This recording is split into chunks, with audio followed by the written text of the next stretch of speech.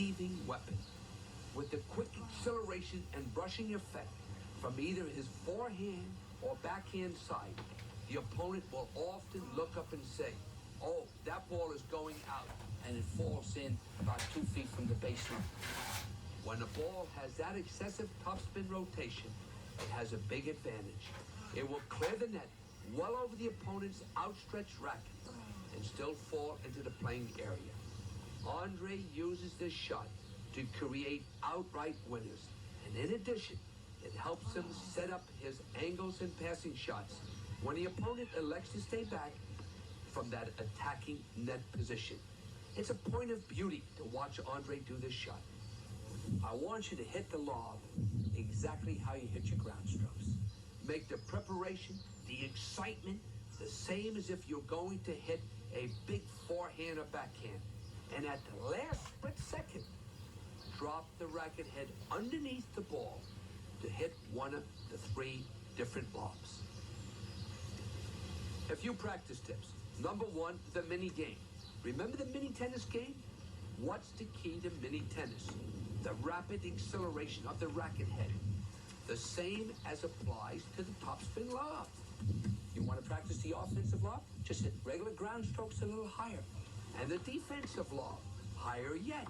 And if that isn't enough, anytime your opponent attacks the net for the next month, I want you to hit a lob. Hit a lob. Even if the opponent goes back and hits the overhead for outright winners. Next, when practicing your ground strokes from the baseline, vary the height of the ball each and every time. If you practice it enough in practice, you create the confidence to try it when you play. Make the lob a weapon. But remember, you've got to create that muscle memory so that it becomes automatic. You don't think about it. You can get it. And when you do, they're going to be paying for those balls all the time because you are going to start winning some matches.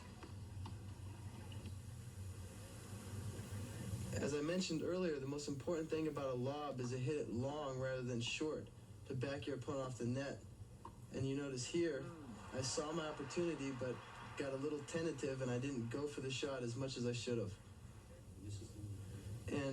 And here you'll see a chance to hit a lob, but instead of getting tentative, I just went for it a little more racket head acceleration, and boom, right over his head. And even if I had missed it, it still keeps him guessing, and it still would have been a great asset for me as the match progressed.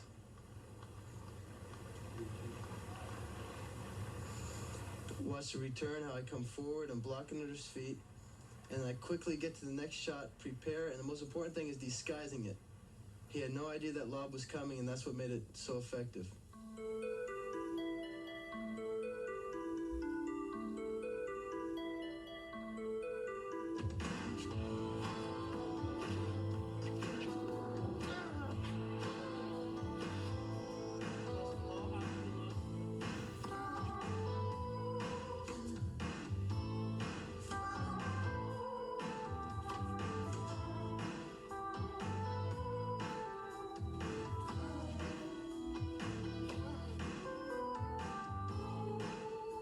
One of the most important things to remember about hitting a well-hit lob is to disguise it, is that with the same motion, you can hit the lob, you can hit the down the line, or you can hit the angle. Because if you can't disguise the lob and they know when it's coming, it's really useless to even hit it. And if you're going to hit the lob and you want and you think you might miss it, don't be scared to hit it effectively, even if you think you might hit it long, because it's important to always keep that guy guessing. And I'd rather hit the lob out than hit it short and have him put it away. The lob, the offensive and defensive lobs. There is nothing more important than the disguise in the lob. You must hit the lob as if you're going to hit a ground stroke. You set up exactly the same. The lob is exactly the same as a forehand and backhand. Hold that ball on that racket and just hit it a little higher over the net. That's all you've got to do. In order to learn that topspin lob, you've got to drop that racket head far underneath that ball. And you've got to accelerate that racket head with a brushing effect. Don't be afraid. Try it.